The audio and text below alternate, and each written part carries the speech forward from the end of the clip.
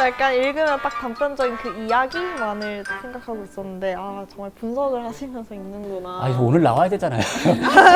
여기 나와야 되니까. 네, 자 이제부터는 제가 교수님 서재에서 고른 책 이야기 한번 해보겠습니다. 저는 사실 교수님 서재에서 책 고르는 게 너무 힘들었거든요. 왜냐면 정확하게 표현하셨어요.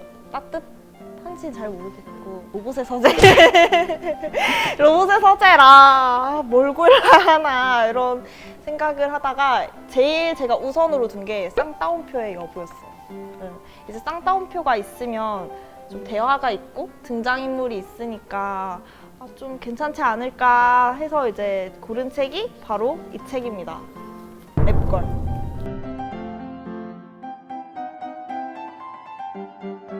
적절하게 골랐네요, 정말. 적절하게 고른 거예요? 그 서재에 있던 유일한 그 따옴표가 있는 그래요? 등장인물이 등장해서 서로 대화를 나누는. 이제 랩걸은 책의 저자인 호프 자런의 자서전인데요. 또 랩걸이라고 하니까 이제 또 여성 과학자가 나오는 책이구나 했어요. 또 표지에 나뭇가지가 있잖아요. 네, 이제 여성 과학자, 이제 식물학자의 이야기입니다.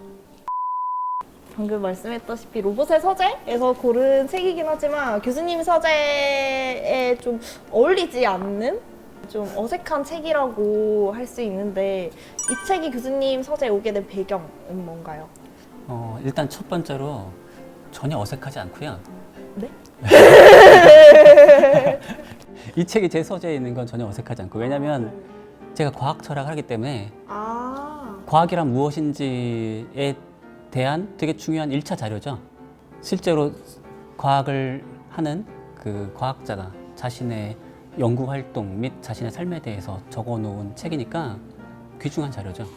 이게 제 서재에 오게 된 계기는 당시에 그 과학 전문 기자였던 강양구 기자가 자신의 페북에 책을 정기적으로 소개를 했었고, 이제 이 책은 좀 이제 여성 과학자의 모습 이 세계에서, 그리고 또 엄마가 되고 또 여성 과학자로서 겪는 이 편견과 차별을 이제 나무 과학 그리고 사랑으로 풀어낸 이야기입니다. 맞죠, 교수님? 네. 그 불안감이라고 하는 정서가 되게 쭉 보이더라고요. 글쎄 뭐 마무리할 때쯤엔 불안감이라고 하는 그 정서가 좀 줄어드는지 모르겠지만은 이 책 전체에서 이제 불안감이 사라지질 않더라고요. 자신 연구 성과를 내야지만 연구비를 따낼 수 있고, 돈 문제입니다. 하나는 정말 실제 돈 문제로 그걸 해야만 자신이 원하는 실험실을 운영할 수 있고, 그래야 비를 먹여 살릴 수 있다라고 하는. 그리고 빌이 없으면 자주 연구를 할 수 없고, 그 정도로 빌은 매우 중요한 존재고, 그리고 하나는 이 사람이 여성으로서의 불안감이 계속 있는 것 같더라고요. 이미 저보다 나이가 한 10살은 윗세대인데 미국이나 우리나라나 그 여성들이 본인이 이제 차별을 받는 게 뭐 이게 분명하게 드러나진 않아요. 맞죠? 네, 맞아요. 명시적으로 뭐 때문에 차별받았다, 어디서 차별받았다는 없어요. 없어요.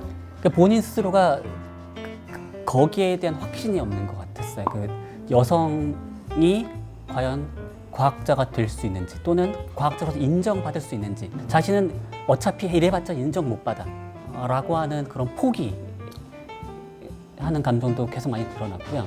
물론 나중 가서는 이미 엄청난 인정을 받은 사람일 텐데, 그 전까지 20, 30대 초반까지만 하더라도 뭐 계속 그런 감정이 묻어나고. 책을 분석하면서 읽었다는 게 너무 느껴져요. 약간 읽으면 딱 단편적인 그 이야기만을 생각하고 있었는데 정말 분석을 하시면서 읽는구나. 이거 오늘 나와야 되잖아요. 여기 나와야 되니까 그냥 재미로만 읽을 수가 없어서. 이제 이 책은 이제 또 취향에 따라 다를 수 있는데요. 반전이 있어요. 후반부. 이제 학문적 동반자를 만날 때부터 이게 저 엄청 재밌더라고요, 교수님. 네. 나는 이 두 사람과의 이제 자론과의 관계성에 대해서 막 보면서 읽었는데 왠지 교수님은 다른 데 중점을 두고 읽었을 것 같다.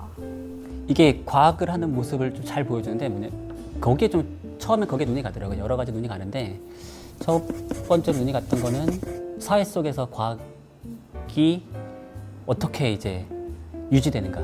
이제 과학을 한다 그러면 뭔가 대단한 일을 하는 것처럼 생각을 하고 있고, 많은 사람들에게 많은 사람들이 과학 한다 그러면 뭔가 좋은 거 하는 걸로 인식이 좋잖아요. 그런데 그렇게 된 것도 얼마 안 되는 거죠. 사실은 과학이라고 하는 건 기본적으로 호기심에 기초한 활동이고 자기 취미 활동인 거죠. 내가 이거 궁금한데 그걸 일로 하는 건 이상하잖아요. 결국 그런 과학이라고 하는 건 누군가의 후원을 받아서 하는 활동이라는 거죠.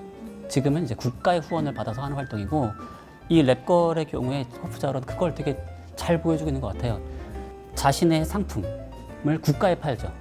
내 연구 방법을 통해서 풀릴 것 같고, 그다음에 이게 인류의 공헌도 좀 할 수도 있다 라는 식으로 이제 포장을 잘 해가지고 호프자는 그걸 잘한다고 본인도 자랑을 해놓더라고요. CEO는 그 시민들에게 상품을 팔잖아요.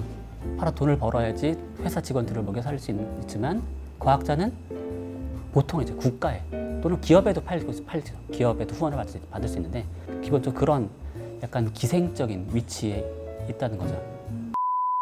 이제 이 자서전이라는 게 결국 성공한 이제 남의 인생의 이야기잖아요.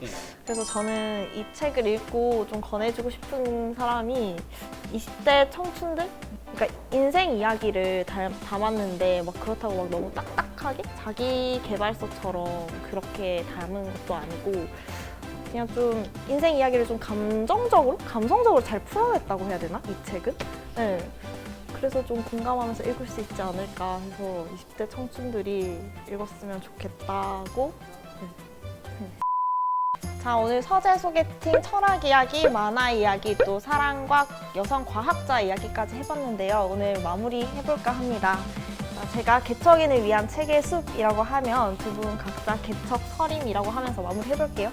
네, 개척인을 위한 책의 숲, 개척 서림. 다음 소개팅에서 만나요.